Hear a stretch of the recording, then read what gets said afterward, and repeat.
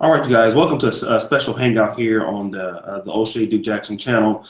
Today I have, as you see, Dynasty Samir and a new special guest, Awini Baba. Did I say that right? Yeah, that's what I mean. Okay.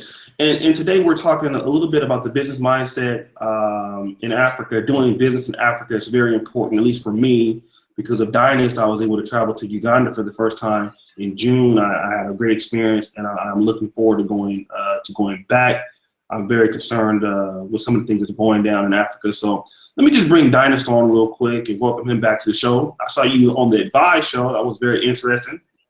I appreciate it, man. Thank you for having me on. And, you know, I'm just happy to see the brother Awini Baba on and us continuing the conversation of, you know, the diaspora, you know, really putting the ingenuity of the diaspora and the ingenuity of Africa together, and us coming together and having a space where we could discuss everything that's productive, where everyone could benefit that considers themselves African. So, you know, thanks for having me on, Oshay and Awini. I'm happy that we finally all got together. Yeah, Awini, tell us a little bit about yourself and where you live for those people, because I have a pretty much an African American audience. So. Okay, I'm based in the northern region of Ghana. So Ghana has 10 regions, and there are 3 of them up north. So I'm in the biggest region, basically, in the whole country. And I live in a town called Tamale. That's the regional capital. That's where I grew up. But my background, my parents come from further up north, close to the border with Burkina Faso, in a town called Boku. Yeah, so I grew up here. I just recently graduated from the University for Development Studies. You know, I offered BSc Development Management. And I'm pretty much interested. You know, I got on this journey of consciousness, if I may call it that, a very long time ago. And I've been listening to Professor Henry Clark, you know, naturopaths like Dr. Sebi, Dr. Laila Africa, Dr. Youssef Ben Yokanen, you know, Dr. Diop from Senegal, Theophile Benga, Dr. Ivan Van Sertima, you know, and the whole. So all of these people imbibed, and including, you know, Ghana's first president, Kwame Nkrumah, Dr. Kwame Nkrumah. All of these imbibed in me to the spirit to help Africa. A lot of us are very greedy. We want to do it for ourselves and you know, pretty much live our little lives and think that we're doing okay. But Professor Clark put it very succinctly, and he said that none of us anywhere in the world will be free until Africa is free. This is a reality, because whenever people see us, wherever in the world, they associate us with Africa, whether we like it or not, whether we want to call ourselves African American or colored people or whatever. We can become Europeans or whatever, but people associate us with Africa. And as long as Africa is in the situation it's in, we're always going to be disrespected. It doesn't matter how much money we make or, you know, what kind of name people are still gonna call us the N-word. And that means that we need to help put Africa in a more respectable position in the world. And that's what we those who are privileged to have education should be doing, you know. Well, let's talk about that, because I have to say this, and this is to no offense to anybody on the panel. Previous to Dynasty, and many of you guys know me and Dynasty from the same city, went to the same high school at least. While I was a year above him, have some of the same friends. In fact, my best friend in the world graduated with Dynasty. I've always viewed myself as clearly an African American. Now, I've had some experiences with those people, like let's say that are from different parts of Africa, and we kind of combine, there's a a big difference between us two. It wasn't up until now that I've got to Awini Baba's point. If you look at some of my videos prior, I was calling for a distinct separation between African Americans and Africans, because I felt like Africans should look out for Africans, and those who are in the African American diaspora should look out for themselves. Now, with the mindset like that, and I have changed that mindset. I just want to let you know, I'm more on the page where you and Dynas are on now. But what do you have to say to those people who feel like, well, listen, I'm an African living in America. Those blacks who, they made fun of me when I first got here. They called me African booty scratcher. Or if you're a Nigerian or African in America, you say African Americans are lazy. We should not associate with those people, because we have a lot of separation between the blacks around the world, especially when it comes to America or to Europe. What do you have to say to those people who feel they should be different? Yeah, pretty much. Let me just be realistic about this. All right. I live in Africa. I grew up here. My understanding of your situation in America is purely based on what I get from the media and my research I do. But most people like me, most people in Ghana, they build their perception based on movies. Most people don't do the research to find out what is actually going on. I mean, we hear names like Malcolm X and Martin Luther King and all of these great African Americans and what they did for your struggle and our struggle in general. But we don't, most of us here, we don't know the details. So that in itself, that lack of information creates a problem, you see, because people, as human as we are, we have built a perception of our people in America already.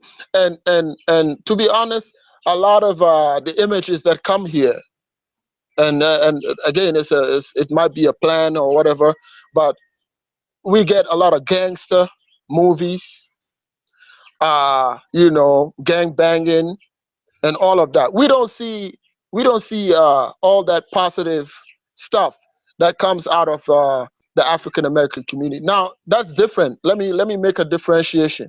For those of us who are in the educational circles, we know more, you see, about the African American struggle in America from slavery till now. We know what it is and what y'all are going through there, you see. But those of us who do not know, and most of us do not know, most of us Africans do not know, we fail to appreciate your situation, you see. So when we come to America, and we see, some of you are in situations, bad situations, and so on, we quickly associate that with what we already suspected, which is wrong. You see, I'm trying to go about this in a way that will address Africans also, who some of them think they're better than everybody else. Let's be honest about this. It's a class thing. You see, now Africans who behave that way, some of them, even when you come back here to Ghana, they live in a high class. They don't even associate with the rest of us in the same respectful manner. And this goes back to the issue myself and Dynasty were discussing about classism and how it's related to ethnicity and how some ethnic groups think they're better than others and the whole mess, you see. And some people encourage this. Now, my message to the African Americans who want to feel, they should be different and so on. Yes, you are different in a way. You grew up in America. You come from that background, and that should not make you disconnected from your African brothers and sisters. That's the reality of it. We should by now find a way, a realistic way of dealing with our differences in a manner that does not further divide us. You see, we should not always seek to divide ourselves along the lines of I'm African American and you're African, or in America you say I'm Southern American and and you're Northern, and all of that. And when we come back here, it's the same. People say we're Southerners and we are Northerners and all of that nonsense. You see, so we need to come to a point where we realize that we are very diverse people. We are the same people, but we're very diverse people. And if we come in contact with each other, that diversity is going to come out. And it should not surprise us. Like some people in America complain a lot about, Africans not being smart enough to do business, and some of them went into business with Africans and lost money and so on.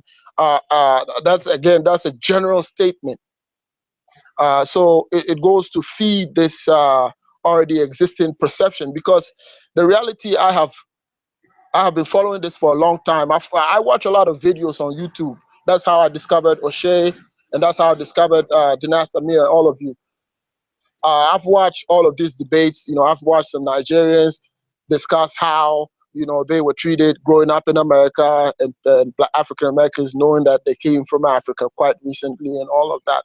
And I've watched videos of African Americans addressing this issue. And all I can say and realize is people are reacting based on preconceived perceptions about each other, and isolated issues, incidents fuel this. They fuel this preconception, and then people say, you see, I was right, and this is what we thought about you, and you see, you're living up to that name right now. You see, so we need to move away from that, and we need to, like, let me put a scenario. Like most of you who grew up in America, and a lot of you educated and so on, Africans did not have that privilege. Let's be real. I mean, education is going on here and so on, but there's still a lot of people who have very, very basic education. Some of them don't even know about, the transatlantic slave trade. You see? But what I can say generally, Africans worldwide are very warm people. We have allowed ourselves, and we have allowed the enemy, whoever the enemy is, to exploit a few things, our diversity. Let me put it that way. People have exploited our diversity and turned that against us. That's the way I see it, and it's a game. And how effective we can work together. Ghana's independence, you see, was so successful, and its strides under Nkrumah were so successful because we were working with African Americans. W.E.B. Du Bois moved to Ghana. He died here. He was working with Nkrumah. You see, and the Pan-African fathers, started the movement over there, and it found a space here to express itself more than anywhere else, because Africa was still pretty much controlled by Africans. You see, that's the difference. You see, so all of these people came here. Malcolm X was here. Nkrumah worked with Martin Luther King, and all of these people. He was greatly influenced by Marcus Garvey. You see, so that's how powerful we can get when we work together. And Ghana is a typical example of that. Ghana was doing so well, in the struggle for freedom. It gained our independence, and this was because Nkrumah, he schooled in America, you see, and he was highly influenced by the Pan-African thought in America, you see. So where is this newfound, this new animosity coming from? We need to squash that. I don't see the point. We need to be real. And we need to be respectful of each other. The other day I was talking about this, and some people belonging to other ethnic groups disagree with me, but it comes down to the issue of Africans, whenever they meet each other, some of them try to feel they feel they're better than others. Yeah, that's true. You know, yeah, but the reality is fine. When we meet, some of you, well, you know, could be doctors and so on, and you're more educated. That's the reality. But it doesn't mean you should take undue advantage of your other Africans who are less privileged. You see, this is at the heart of the African problem, both in Africa, in America, wherever you go. Let me do this. I want to get the dinosaur quick. Okay, it's a serious issue, you know. Let me get the dinosaur real quick. And you making a lot of great points. In fact, people are asking for your YouTube channel right now while we're doing live on the show. Let me ask you this, Dinus. What the brother is saying is 1,000% true. Right. And you had to help me indirectly. You never really scolded me for my opinions about the Africans that I came in contact with. You just kind of came onto the platform, and you didn't. How did you get to the level of where you are now, where you're an African American, knowing that we have many issues with Africans in America? There's a little bit of a quiet Cold War going on. How did you become to the point where you're out dealing with you've been to Africa, you've been you love Africa? How did you put all of that nonsense behind you and growing to where you are right now? I think for me, my experience is different because I didn't have issues with the Africans here in America. I mean, you got to think about it. We went to school with the Chinakways. They're Nigerian. I mean, they were like my best friends in high school, and then their parents, they absolutely loved me. So I think for me, I just didn't have that experience as far as where I felt any tension between Africans and the Africans that were in Sacramento, and then me being a Black American. And plus too, I didn't come in contact with a lot of Africans really that much either. So, the only Africans I knew really were the Chinakways. I mean, I'm pretty sure there were some more Nigerians, in Sacramento, but I didn't have a lot of contact with I guess Africans. So my experience was different, and that's from growing up in Sacramento, relocating to Atlanta. The Africans I ran into, we were all cool. For me, as far as I tell my story traveling to Africa, it was a friend of mine. He just encouraged me to go see Africa. And I'm not gonna lie, I was somewhat hesitant at first because I wanted to go to Brazil, but he's like, dude, trust me, just go and you'll love it.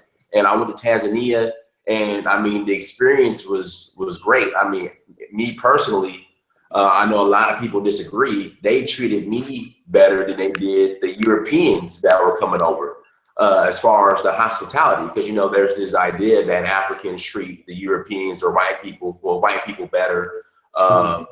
When they come to Africa, better than themselves or better than Black people. But I mean, it was the contrary as far as my experience. So I've never had, previous to going to Africa, any type of incidents or run-ins with Africans, that was negative. In my honest opinion, it was always love.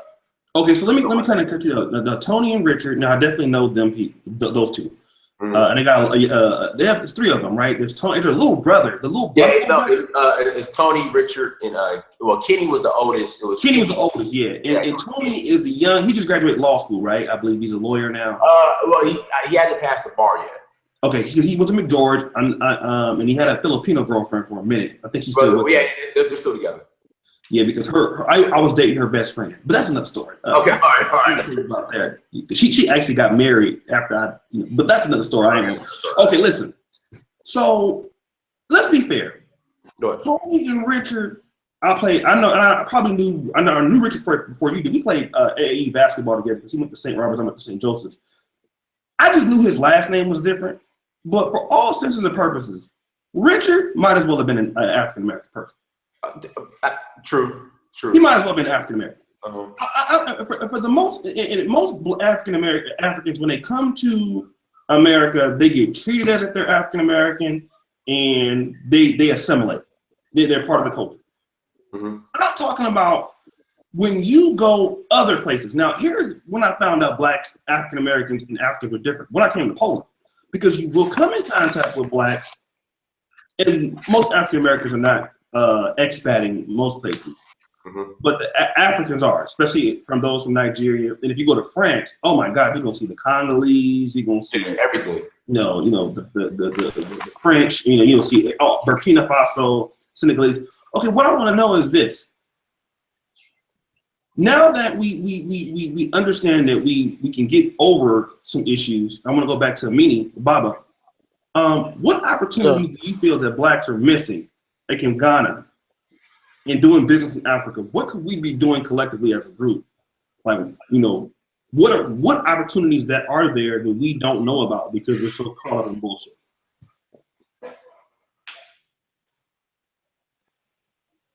See that? Awini. Yeah, you're referring to me. Okay. Yes, sir. Yeah. So there's a lot of businesses going on. For instance, it's quite recently we discovered gold. There's pretty much gold all over the country. You see, and we have a mining crisis right now because people are doing illegal mining, and this is destroying the water. Yeah, they have the Chinese there, but Africans are also doing their own mining. That the government is trying to clamp down on it. So there are new areas for mining, for instance, and that doesn't cost. I mean, if you put together a business plan, it's a worthy venture. You see, and there are new areas all over the country where legal mining can be done, and this could be a business that could stretch beyond Ghana, once it's well set up and the links are there. So that's one aspect, the tapping of natural resources. Mm-hmm. It's a huge area, and there's so much in terms of Ghana is a pretty small country, but it's got basically every single thing you could think about. It's got diamonds, it's got gold, it's got bauxite, it's got manganese, it's got, iron ore, and all of these areas. So that's for big business people. In the retail sector, right. Basically all what we consume here, and to link that to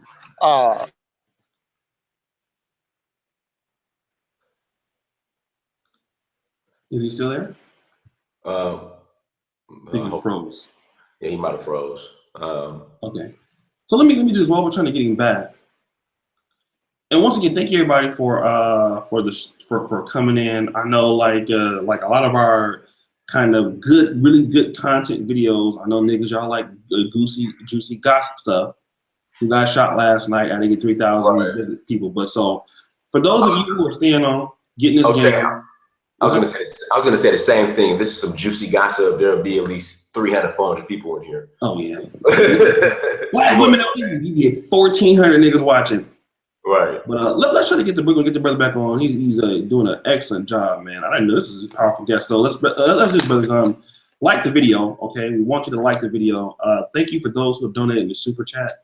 What we want to do is, and I gotta give Brother Dynasty a lot of credit because before Dynasty reached out to me, if you notice, the manosphere, as we call it over here, right, was about just like kind of roasting people a little bit and talking about a lot of different things.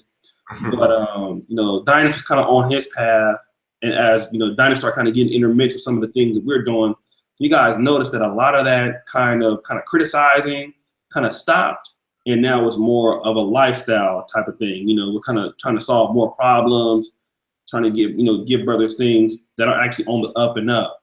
So I got to give Dynasty a lot of credit for that because we need to be a kind of solution-based minded people. Especially as men, you can have those issues. You're not going to change African American women until you start doing something different. Where you stop fucking with them, going to different places. That'll really get their attention.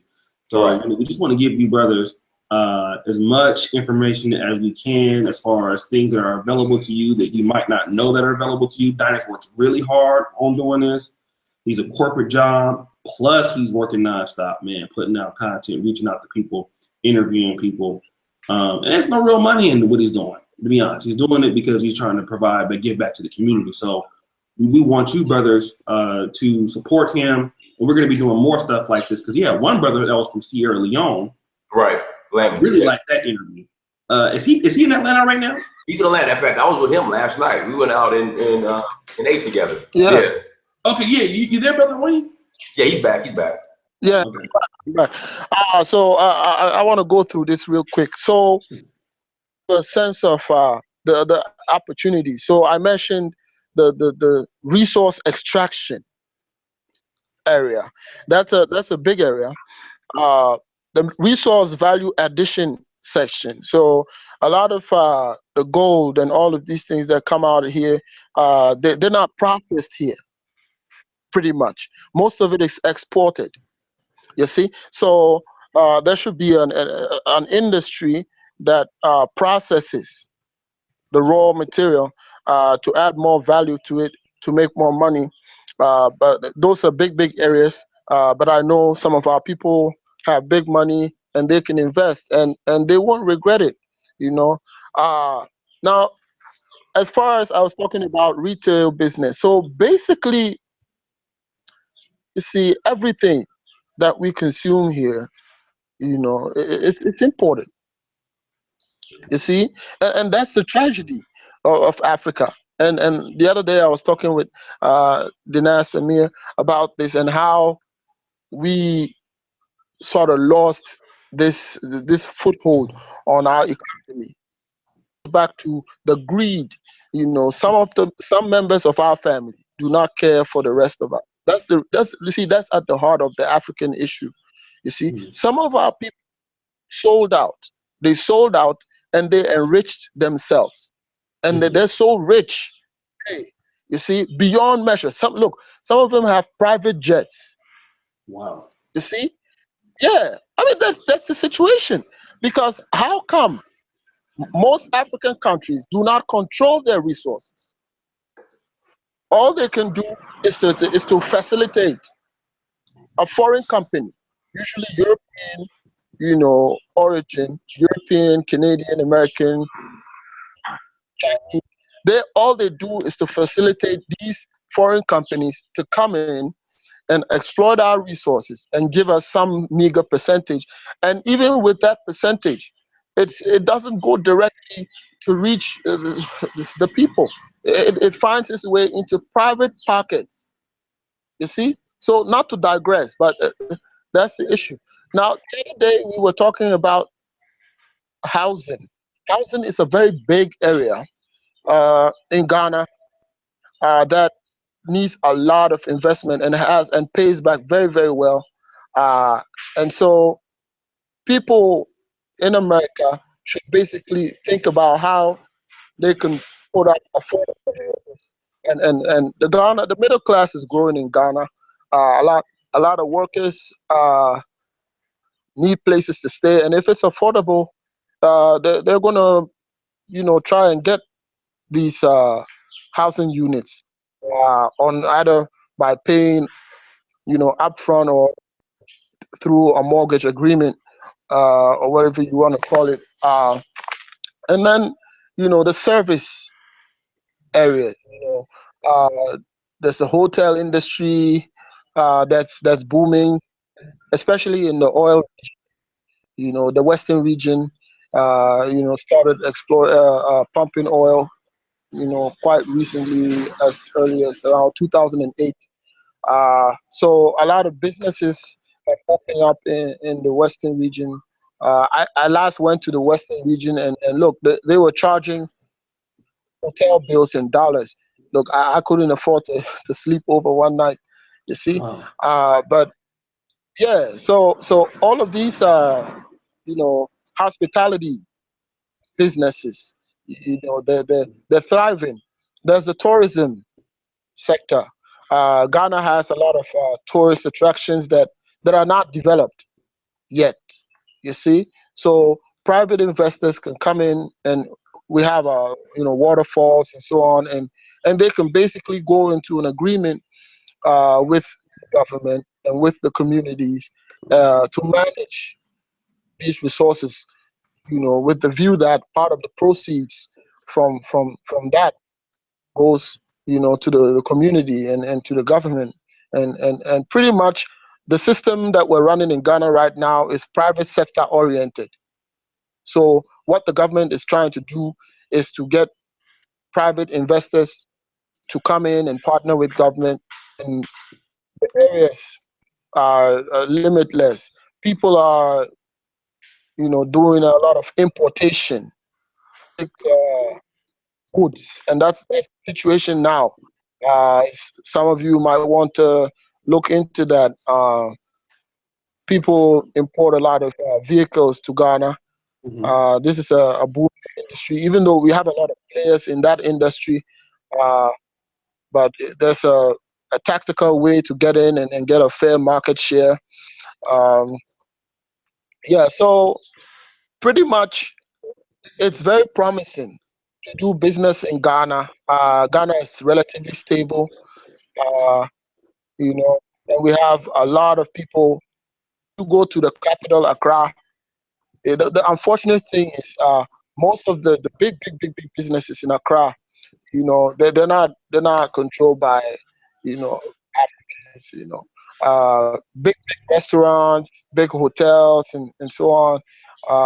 They're not controlled by us. We're doing our part. We're investing all right, but the capital is just not there, to compete with foreign entities that come in and take advantage here. Food is one big area that people have gone into, and they're making so much money from it. Ghana imports about 70% of its rice. That's another tragedy. Why couldn't we produce it here? So these are arguments that we put against the government and say, we need to be producing these things here. Why are we importing these things? You see? So, broadly speaking, almost every sector in Ghana you can think of presents investment opportunities. But if you want to go into small businesses, doing is retailing, Let me, with let me ask you this. Let me ask you this. As far as like right now, you're on a cell phone, right? Yeah. And when I was there in Uganda, I used a company. I'm not sure if it's in Ghana, but I used a company called MTN. Yeah. That's what I'm using right now, and they're draining my credit like hell. You see? Okay, how much is it? So how much does it cost for you to have like 6 gigabytes or 10 gigabytes of data? Like, what is your phone plan? How much does it cost to even get a phone service? What you're doing right now? Yeah. What I'm doing right now, for instance, I'm spending almost 9 CDs, which is about $2 on this right Just now. hang out. Yeah. Okay. I'm gonna give that money back, so don't worry about anything. Not that you need anything, but like I said, we're doing it for everybody. It's not about the money, and I've never complained about it, even though I struggle with it. But in terms of big business, and that's what myself and Dinas Demir were discussing. We can come together and pull together our little money, and when it comes together, it's huge, right? And we can go in and compete with MTN. Why not? Why not? There are several ways to do this. We could go and buy out a lot of shares in MTN and and make a lot of profit off this. Why not? You see, and that's why I do not really fancy the small business idea, because small businesses are very vulnerable. A giant comes in and it wipes them all out. It puts them out of business. But we as a people, if the other day I was talking with Dynasty Mir about this. This is my idea, and I'd like people to challenge me on it. We are over 1 billion people on the face of the planet. About half of that in Africa. Why is it that we cannot contribute $1 a month toward this. We can own our own telecommunication company in Africa. It can work. Why not? We can send out people and train them in the best schools and training institutions and bring them back and pay them well. You know, so people who make the big, they're not African. The ones that are benefiting from Africa the most, because they have the capital to do big business and make big money. Because we do not have it, most of us want to do our individual stuff. Why don't we put together our money? And I tell you, within a year, if we broadcast this and we put it out there and spend a lot of money trying to get the message out and say, look, stop complaining and let's do this. Within a year, I promise you, we're going to be in a very good position to own big businesses that make several millions of dollars a year. Vibrant businesses. Telecommunication is the biggest business in Africa. And unfortunately, Africa is not benefiting from this. That's the sad thing about it. And the government is not going to do anything. They already sold out. You come to Ghana, companies here, telecommunication. It's MTN that you have all over Africa, and right. Vodafone, which is British. Now, yes. The British came, and the government sold them our biggest telecommunication company called Ghana Telecom. It used to belong to the Ghana government. The government basically sold it out. It sold out most of the shares in the company, saying that they couldn't manage the company, and you know, they were having to bail out the company a lot of times and so on. These are all the excuses they gave. You see? So basically, the telecommunication in Ghana and pretty much Africa, from what I know, it's not controlled by Africans, and we're paying so much. Most of us run a prepaid system. We don't have bills, so I pay upfront for what I use. You see, so we need a group, an elite group of Africans worldwide, right. elite group of business-minded Africans, trained Africans, to manage a fund that we set up, and we put it to profitable business ventures, and we plow back the money to smaller businesses. People have small ideas for small businesses and so on. We can lend them that money to do the small business. There's no problem with that. People want, you know, 500. You come here, people want $500 to start a business. They can't find it anywhere. They have no collateral.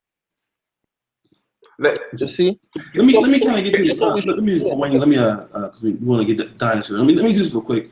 For those people in the comment section, I want to thank you guys.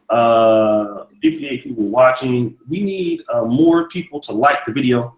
Okay, so I want you guys to do that. It was a very, very good stream. Now, for those people who didn't get my ebook, How to Stop Simping in 24 Hours, I want you to, if you're looking for that ebook, drop your email in the chat, right? So we'll get that to you. Subscribe to the site. I just sent it to you, Awini. And then also a subscription. Yeah, okay.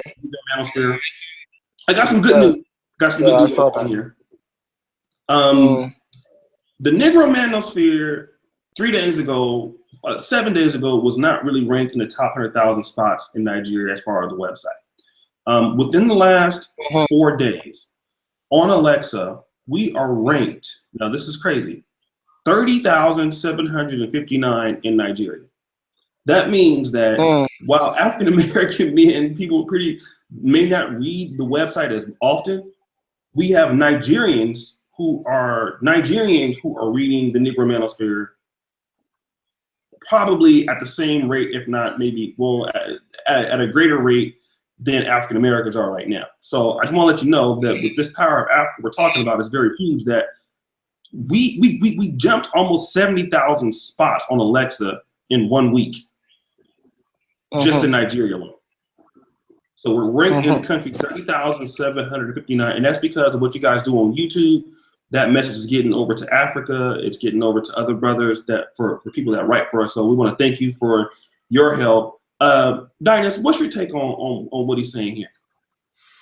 No, I think it's and then I was gonna ask a question for Awini, and then I guess that would kind of spin into my take on it. Awini, what are your thoughts on now? Let me get your opinion on people who will say, well, since Black Americans as a collective haven't been successful at building here in America, so what can they really offer Africans, or what can they really build in Africa if they haven't been successful at building here in America? Good question. What are your thoughts on that, Awini, coming from an African? Look, let's be honest about this. You see, as a people had a good intention towards coming together, strictly business. We have not taken it serious enough. And so to say that it's unsuccessful, yeah, I agree with you to an extent that people have not been able to come together, but that's where it ends. It has nothing to do with capacity, lack of capacity. It has nothing to do with that. But pretty much doing business in Africa is like doing business in America. Look, it's a global village today.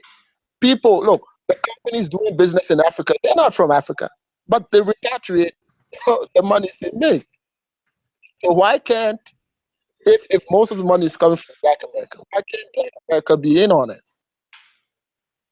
It's as simple as that. Why can't African American or Black Americans do big business in Africa, repatriate most of the funds to their communities in America? I mean, strictly speaking, in terms of business, you see, why can't you come in and do business like everybody else? I know, you know, most of you have a sentimental attachment to Africa and so on, but business is business. Now, if you want to be good and you know, in Africa and so on, it still doesn't stop you from repatriating some of the proceeds from that to helping your communities in America. There's nothing against that. It's a back and forth thing.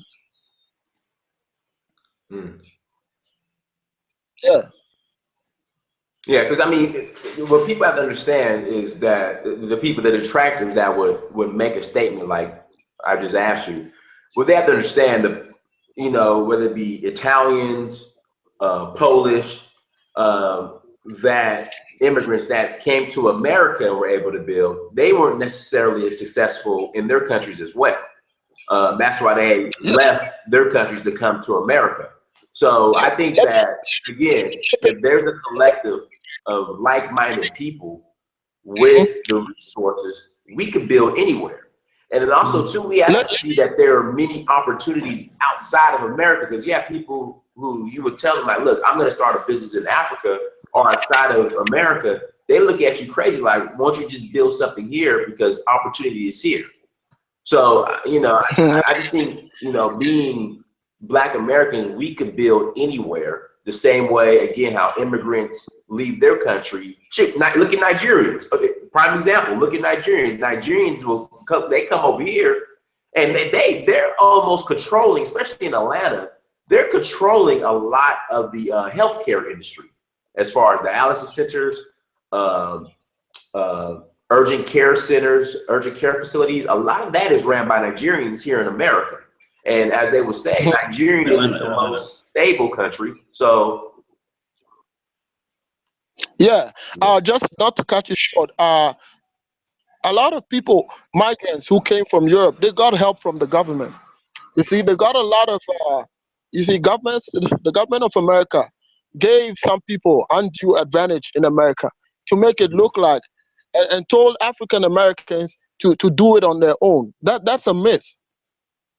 Look, most countries that have done well in business and so on, the government had to step in and deliberately put in measures to ensure that people got the right training, they got the right financial assistance to start businesses and so on. That's how it happened with the Europeans who moved to America. Our people in America, African Americans, didn't get that much help. Sadly, the reality. But like I said, we need to stop crying and start thinking of ways to help ourselves. Like, we're tired of waiting on promises that will never be fulfilled, and so on. So pretty much I'm past that stage of complaining, and we have to be more practical and see what we could do together. Let me do this just real quick. So let me also ask you this, Dynas, because that's a good point. We can't build in America, and now I understand that. Shout out Dr. Stanislaw in the chat. That's a good point, right? We can't build in America, but we got to understand what's the reason. And what the brother's talking about is greed, right? And we got to talk about that. Anybody saw this video? We talked about there's a video made in the late 60s or early 50s called "How to Sell to the Negro." Right. It's a powerful video. I did the video on that. Yeah, I've seen that video. I've seen that video. Okay. And the problem that blacks have worldwide is not just in Africa. Right. It's everywhere. Black people are very, very greedy people. And if we get to a situation where we do have money, like the whole kind of group thinking mentality as far as building for the society, black people don't think like that. We have a big problem. And I think that the reason why we don't build communities and we don't build societies for the most part is that lack of thinking. Because look at African Americans. We have access to a $1.4 trillion spending power. Right. We haven't opened not one private college in the last 45 years, not one hospital. And I mean, and if you think about that, I mean, the problem is, even if you do get those talented African Americans that come to Ghana, in which they are, at least 3,000 living in Ghana, are we going to get another Liberia again, where you get all of these African Americans who are talented and have money, and they're going to build their own Monrovia and leave the rest of the country to suffer? Now, is that going to happen? Let's talk about that. I don't think so. Not this time around. What people have to understand, the slaves or the free slaves that went to Liberia, I mean, they were handpicked by the U.S. government. I forgot the name of the council that Abraham Lincoln. It's called the American Colonization Society. Right. So they were handpicked. So you got to imagine, a bunch of Stephen A. Smiths, Charles Barkley's, freaking Larry Elders, Stacey Dashes, Well, I mean, we can't say that. I mean, I understand what you're saying, but you have to understand these black people were also very talented, and they were the smartest of the free slaves. They were free. So yes, I mean, we call them coons if you want to, but these people had an advantage when it came to understanding how business works, understanding how society works, how government works. These people were smart. They could read. They had a technical advantage over other blacks. Right. Right. But I don't think their intentions were pure once they got over there. It was more of an idea of taking over instead of working together as a collective. So, I mean, that's from what I've read and what I spoke from just speaking to other Liberians. That was pretty much the goal or the agenda, was to pretty much take over and dominate instead of working together as a collective. Now, as long as we have the idea just from and then also too, there was no concept of being a Pan-African back in those times. So now, as long as we come together as a Pan-African collective as one, and those same people the people who go over to Ghana or wherever in Africa and have that mindset, a Pan-African mindset, that we're all together, we're all here as a collective to build together. I don't see that issue, coming up again, me personally. I think we all could build together without exploiting each other, like, as we saw back with Liberia. Like I said, you have to have a Pan-African mindset. And if you have that, everything will be fine. Okay, so what we're talking about is you do need, because here's the thing. Here's what, I'm necessarily maybe afraid of. I know that people are more likely to gravitate towards, because think about this. I was just in Uganda, right? And I don't know about Ghana, but I'm pretty sure there's at least some Lebanese there or some Chinese there. Yeah, definitely. When you get smart black people together of the same culture, just like the Nigerians do here. You know, if you get like 5,000 intelligent Black Americans, they go over to Nigeria or to Ghana, they are going to stay within that same community. They're going to gravitate towards each other. They're going to make themselves somewhat of a ruling class, because people by nature, you're going to want to be around people who are like you. They're going to open up their own churches. Their church service is going to be different than the Africans. It is something that can necessarily that can happen. I mean, even let's talk about this. There's a big African American community in Accra. Yeah, I'm aware. Have you heard of that community, and how does that community operate as a whole in Ghana? Are they rich? Are they wealthy? I mean, what kind of people are they? Yeah, well, those I've met are not necessarily rich. You know, I have not seen what would I call it, a collective sort of effort from even the African Americans in Africa. You see, the situation in Brazil, Liberia is a bit different, because the immigrants that came in, the African brothers that came, they had political influence. This is a very important aspect that we need to take into consideration. Now, the African American brothers and sisters who are coming now to Ghana, they don't have this political influence that, you know, their ancestors had in the case of Liberia. Big difference. Now, if you don't have political influence, you cannot take undue advantage of the brothers and sisters in Africa beyond what is available to you, by virtue of the amount of resources, especially skills and money you have to invest and do business for yourself. So this issue of a class, I don't really see it occurring in Africa. There is no serious objection to African Americans bonding together. It's natural, like you said. There's no serious objection to that, bonding together and doing business in Africa and in Ghana. You know, as long as they're doing their business and they're employing Ghanaians and paying them, trying to pay them well, you know, I mean, even Ghanaians who have money are doing the same thing.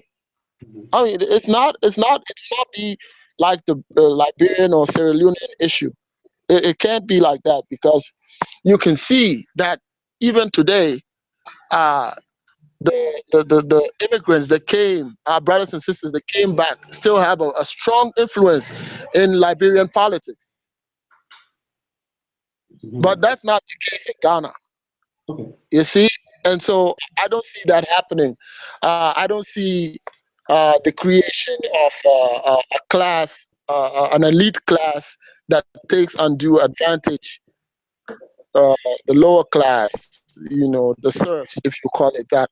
That's not going to happen in the case of Ghana, because the political arrangement, the economic environment is totally different. Look, there's a lot of rich people in Ghana, I should tell you, and who are already doing big business. I'll give you one example. There's one Papa Kwesi Indum, who is a Fanti, who owns a bank that has about 300 branches all over Ghana. You know, he's into so many businesses. Yeah, he's a big player, and there are a lot of big players in Ghana. The problem is it's just individuals doing it. You see, in Ghana, and so there are not that many, but there are a lot of people with money in Ghana. So I don't see it happening that and muscle, you know, Ghanaians. We didn't lose the brother, did we? No, I think he's frozen, but pretty good interview, man. He's giving some good points. Let's do this. For those people, continue to like the video. Shout out to Dr. Perry Stanislaw in the building. Whenever I see him, I always acknowledge him. He's my big brother that should not cut his ass out the other night, man. We had a hell of a show last night. I had to take it off of YouTube. You know, I can't even put it on Patreon because it was so bad. What, the show last night? Oh my God. What was wrong with it? What happened? What? This nigga Steve, the Dean Williams, this fool came out with a Shout out to Marcus, man. You gotta call me, bro, so we can promote your book, man. You've been playing. You've been out there tricking. This nigga Steve came out with a theme park called Slave Land. Slave Land. I gotta call you and tell you because I can't even say it no more. He had a whole, like, for those like Pookies and Ray Rays. Yeah. Yeah. He came up with something called a punishment for them, called a theme park called Slave Land. And I said, dude, at that point, I had to take the video off of YouTube because it was going to get that video was going to get reported, dog. I mean, Awini, are you back? He should be coming back on. If he dropped off, okay. He'll log back in. But also too, Oshay, what I've noticed just traveling around Africa, a lot of the Black, I would say, expats that have relocated to Africa, they do a better job integrating into Africa and not resisting it, integrating into Ghanaian or Tanzanian or Kenyan culture better than I would say everybody else. So as far as like, you look at Chinese, Indians, whites, a lot of them still segregate themselves.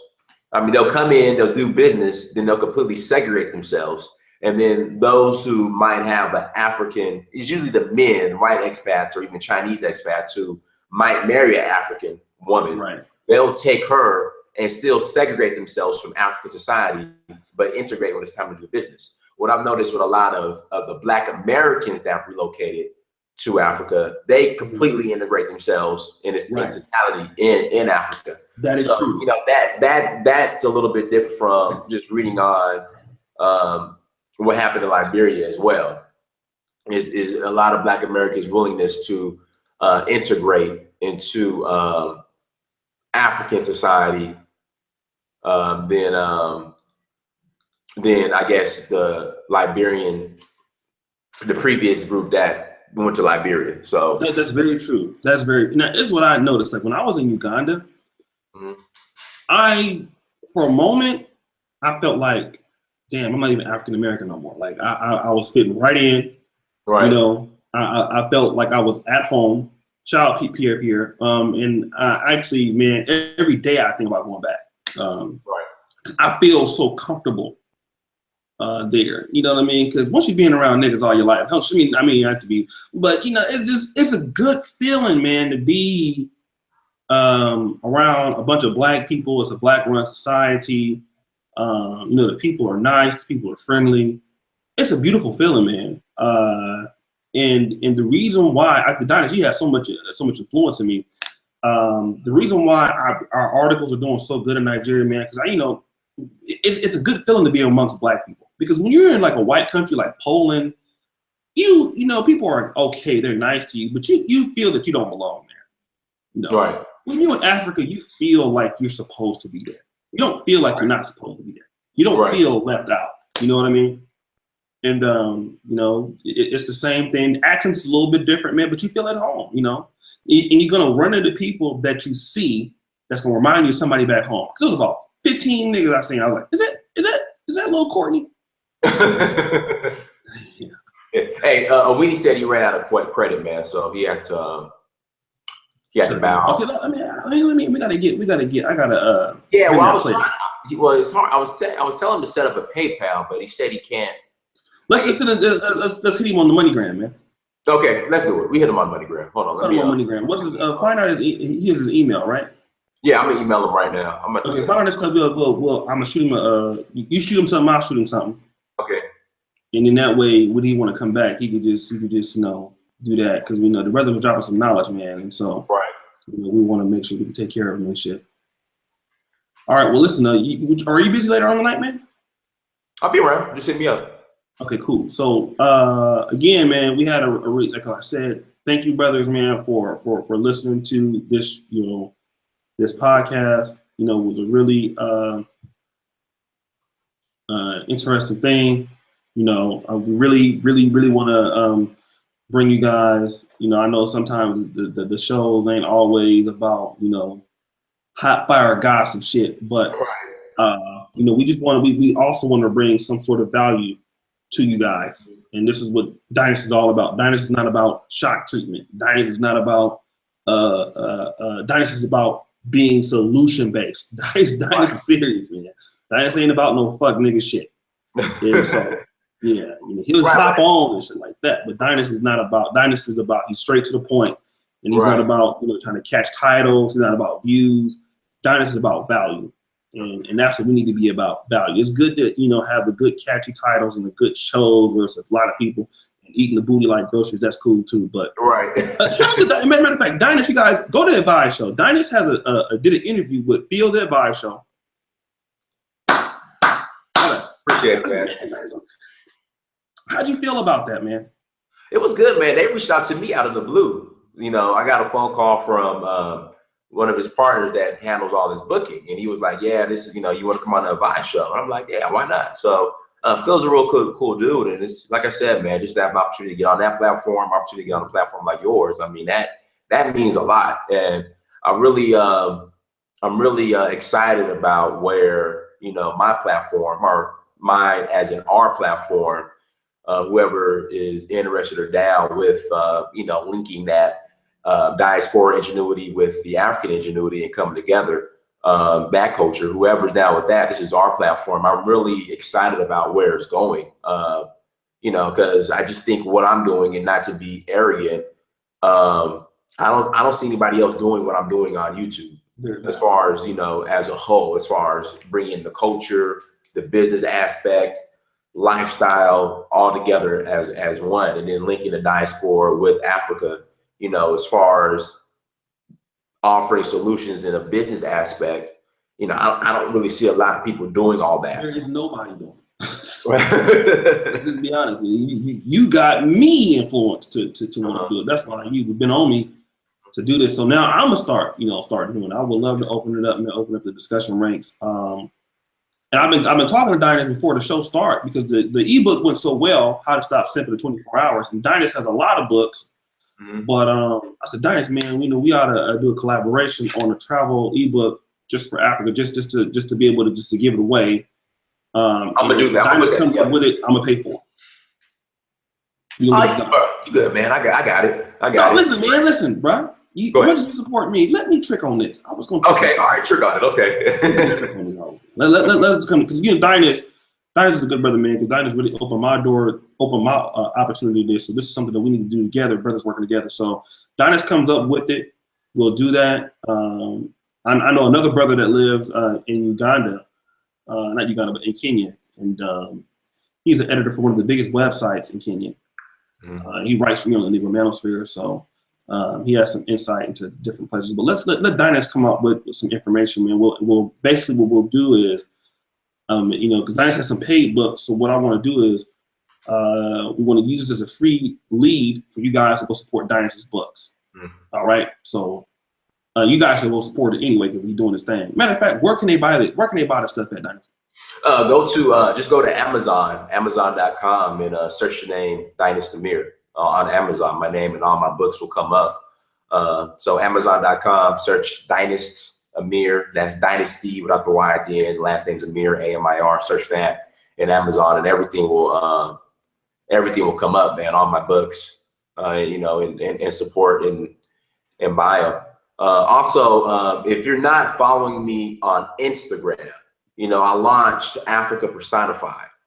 Basically just traveling throughout Africa the past 5-6 years, I've accumulated thousands of photos.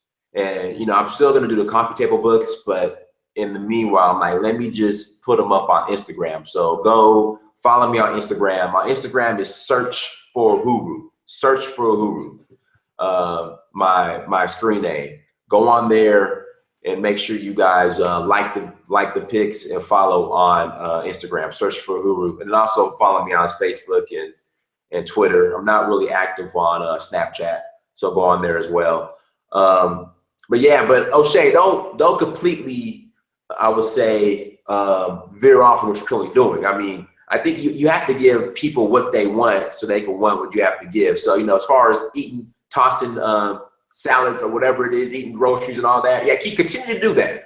I got you. Yeah, continue to do that. Don't stop doing that. But then once in a while, you know, add something of great value, like what we're doing now. And you know, there's some other, you know, I know you have Brother Samuels he comes on and talks about fashion, and some other stuff. Yeah. So, you know, it's just we just need balance. That's what it is. I just think, especially in the Black community, there's no balance. It's all gossip and bullshit. So, you know, provide the gossip and bullshit, which is cool, but at the same time, provide something of value like what we're doing right now. You know, that's what it's about. We will be on talking about some nasty shit tonight, though. So that's cool. That's cool. We're gonna be on talking. We're gonna be gossiping. Dynasty's gonna be in the. He's gonna be the only one in there with the African clothing on, not cursing. Well, I feel the situation. You know, they gotta obviously be kind of very articulate and everything. You know, because he ain't gonna be. And also let me add, but that's how Dynasty is. So how do I find on Amazon? Search for Uhuru. You know, we really want to push our brother, man, because this is what I want to do. Yes. So on Amazon, search my name, Dynasty Mir. On Instagram, search for who. I'll put it in there. And I want to say this. I don't know, like, when you think about the manosphere, you don't think about, like, people like Kevin Samuels or think about, like, Dynasty Mir. But, in fact, they're very associated with what we're doing. And we need to support Dynasty. Dynasty's doing a great thing, okay? Dynasty's spending his own money, his own time, traveling. When I went to Uganda, did you see my vlogs when I went there? Yeah. Mm-hmm. Okay, so I only have like 4 or 5 published blogs. There's some on Patreon. Dynasty has a whole channel full of this stuff. So if you want to see his experience on YouTube, search for Uhuru. You will see a lot of his stuff, man. I think Dynasty in the next year or 2 will be bigger than everybody, just because his whole, like, he might have like 1 million subscribers with the way he's going. He's making the right connections. He's doing the groundwork right now. And I mean, I'm on that train too. So if you niggas think we all I'm not on that train, no, I'm on that train too.